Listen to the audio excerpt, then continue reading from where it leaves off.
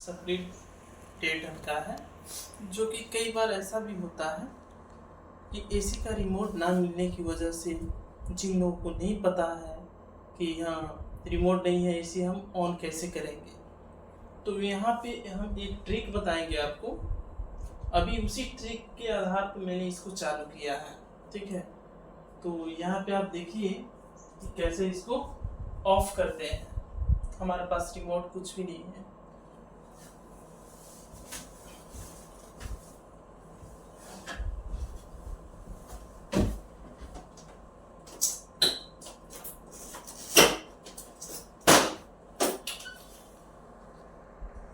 और हमारे पास screw driver भी है। हम वैसे काम के मकसद से नहीं आए थे, इसलिए मैं एक नाइफ लिया हूँ, चाकू। इसकी मदद से हम इस स्क्रू को रिमूव करेंगे। देखिए बड़ी इजी तरीके से खुल जा रहा है, देख सकते हैं।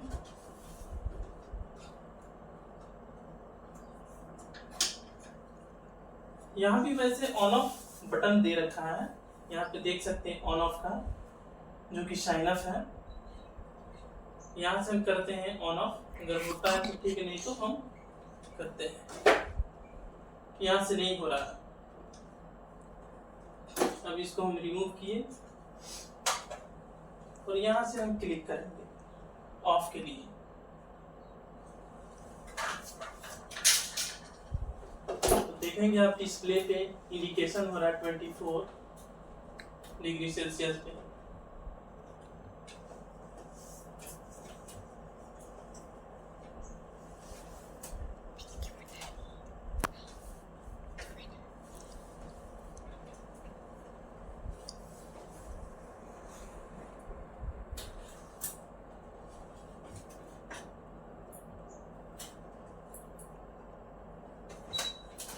और यहाँ पे हमारा सिस्टम हो चुका है ऑफ,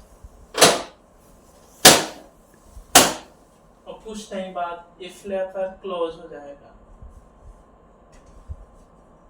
देख सकते हैं इस वीडियो में। अब हमारा ये सिस्टम ऑफ होने वाला है।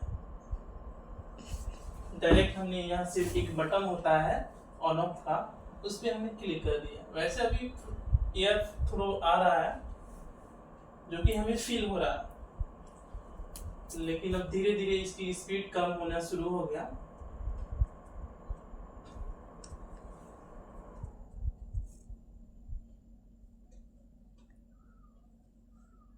देख लीजिए फ्लैपर क्लोज हो गया, ठीक है।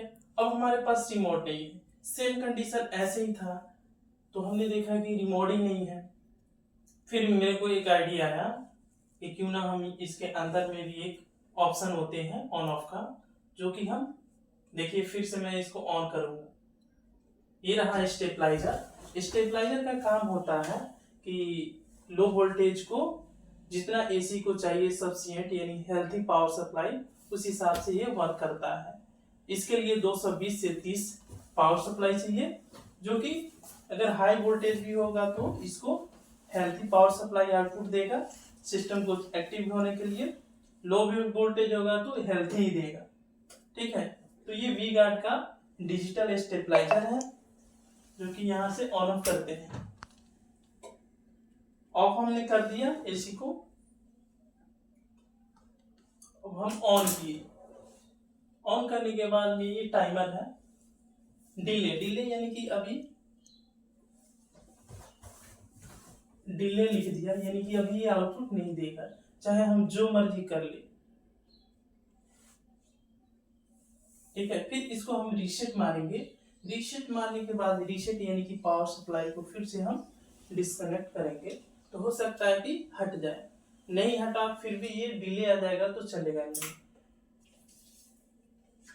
30 सेकेंड के लिए जब भी आप पावर सप्लाई को रीसेट मारें तो ऑफ करें, तो 30 सेकेंड का अंतराल होनी चाहिए किसी भी सिस्टम को एक्टिव करने के लिए।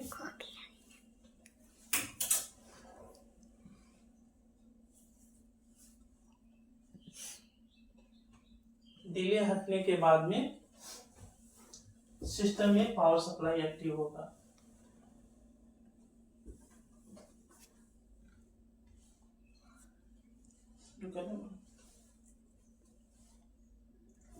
लगा।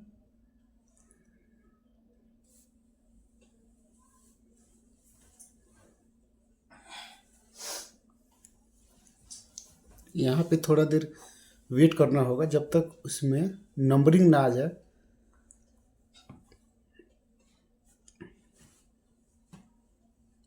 यहाँ पे एनसी लगा है 32 एम्पियर का, यानी कि इसी कारण वह शॉर्ट सर्किट होता है तो ये ट्रिक मार्कर बंद हो जाता है, जो कि एक सेफ्टी का काम करता है। ये पावर सप्लाई उधर से मीटर से आया और यहाँ इन हो गया, इन होने के बाद यहाँ आउट हुआ, यहाँ से फिर आउट होकर स्टेबलाइजर में गया, इन हुआ, इन होकर फिर यहाँ से आउट जा रहा है एसी के लिए। यहाँ से एसी के पास गया तो यहाँ पे एक अपना ट्रांजिस्टर लगा होता है, डायोड लगा रहता है, जो कि एसी करंट को डीसी में कन्वर्ट कर आउटपुट देता है, जिससे कि ये इन्वर्टर एसी है। देख सकते हैं R32 कैसे है, इसमें फिर डेटा की मशीनें हैं। जब तक ये पावर सप्लाई आता मैं इसके विषय में कुछ एक्सप्लेन कर देता हूँ। फिर इसमें क्या रहता है कि इस एसी को जैसे 1.5 टन है तो 2 टन में भी इसको कन्वर्ट कर सकते हैं, क्योंकि ये लेटेस्ट मॉडल है वोल्टास कंपनी की। ठीक है, तो इसमें है कि 30% की आपकी पावर कंजप्शन होती है, यानी बिजली की बचत होती है। यह वेरिएबल सिस्टम है, जैसे कि आपने सुना होगा VRF सिस्टम, उसी VRF सिस्टम का एक छोटा सा मॉडल किट है। देखिए अब हमारा वहां से आउटपुट दे चुका, यहाँ रेड सिग्नल शो कर दिया, यानी कि इस सिस्टम में पावर सप्लाई आ चुका है। तो अब हमारे पास रिमोट कुछ नहीं है, तो फिर एसी भी हमें चलाना है। ठीक है, और इस एसी में जो भी टेम्परेचर ऐड होगा रिमोट से उसी टेम्परेचर पे चलेगा। तो शायद मुझे लगता है कि इसमें 24 डिग्री सेल्सियस सेट है, तो मैं इस पैनल को रिमूव करता हूँ और यहाँ पे एक ऑन ऑफ बटन का क्लिक का ऑप्शन है, उसको मैं प्रेस करूंगा चलाने के लिए। और यहाँ पे हमने प्रेस कर दिया, एक बीप का साउंड आया होगा, जिसे आपको कंफर्म हो गया कि एसी चल चुका। ये सिस्टम चलने के 3 मिनट के अंदर इसके अंदर एक किक लगा होता है, जिसे टाइमर बोलते हैं। 3 मिनट के बाद बाहर वाले सिस्टम को एक आउटपुट सिग्नल देता है, जिसे कि हमारा सिस्टम, जिसे कि आउटडोर यूनिट कहते हैं, वो एक्टिव हो जाता है। एक्टिव होने के बाद वो सिस्टम चल पड़ता है। अभी इतना जल्दी ठंडा नहीं आएगा, 3 मिनट वेट करने के बाद ही हमारा एसी चिल्ड करेगा।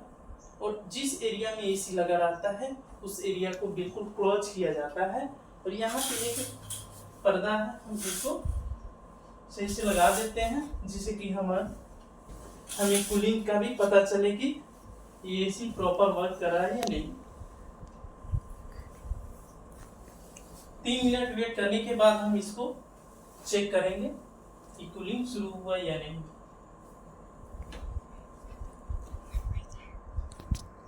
जैसे कि 3 मिनट होने के बाद हम यहाँ चेक कर रहे हैं, ये फ्लैपर ऑफ डाउन हो रहा है और कूलिंग का हमें फील हो रहा है, कूलिंग होना शुरू हो चुका है। ये 24 डिग्री सेल्सियस पे है, जो कि हमने नेक्स्ट टाइम भी बोला था कि इसको वो 24 पे ही सेट किया गया है रिमोट से। ये 24 पे ही हमें एसी को चलाना चाहिए, 22-23 डिग्री सेल्सियस पे, जो कि हमारे लिए एक सफिशिएंट कूलिंग माना जाता है। क्योंकि अगर हम 80 या 70 पे हम चालू करेंगे एसी को और बाहर जाएंगे, एसी से बाहर निकल के हम रूम से बाहर जाएंगे, तो हमारे लिए ये हेल्पफुल नहीं रहेगा। एकदम सा नाक जाम हो जाना या चिड़चिड़ापन होगा, आपको लगेगा कि हम एसी में ही बैठे। लेकिन इसमें है आपको कि ये एसी 24 पे सेट किया गया है। 24 डिग्री सेल्सियस रूम कूलिंग होने के बाद यहाँ एक सेंसर लगा होता है, जिसे रूम सेंसर बोलते हैं। वो सेंसर कट ऑफ कर देता है पावर सप्लाई को। ठीक है, और धीरे धीरे वो आउटडोर जो बाहर की मशीन है, जिसे आउटडोर यूनिट बोलते हैं, वो चीज स्लोली वर्क करता है। और यहाँ पे थ्रो है जिसे पावर सप्लाई एयर बोलते हैं, और यहाँ पे रिटर्न है। आपने सुना होगा कि गर्म हवा ऊपर होता है, ठंडे हवा नीचे होता है। सेम वही कंडीशन होता है जब ये थ्रो मारता है नीचे, एयर चिल्ड यहाँ पे थ्रो मारता है तो नीचे की गर्म हवाएं ऊपर जाकर यहाँ से रिवर्स होकर इसके अंदर इनलेट होता है और यहाँ से आउटलेट होता है।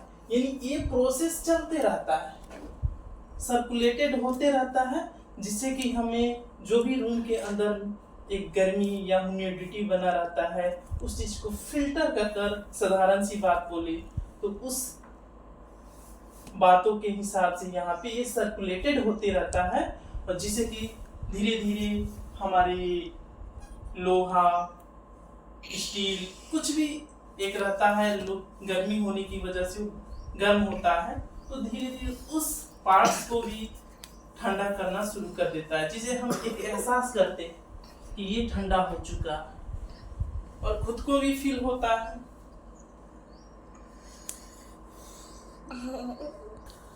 तो दोस्तों ऐसे ही और नए वीडियो देखने के लिए वीडियो को लाइक कीजिए और चैनल को सब्सक्राइब कीजिए ताकि हम आपके लिए और भी नए नए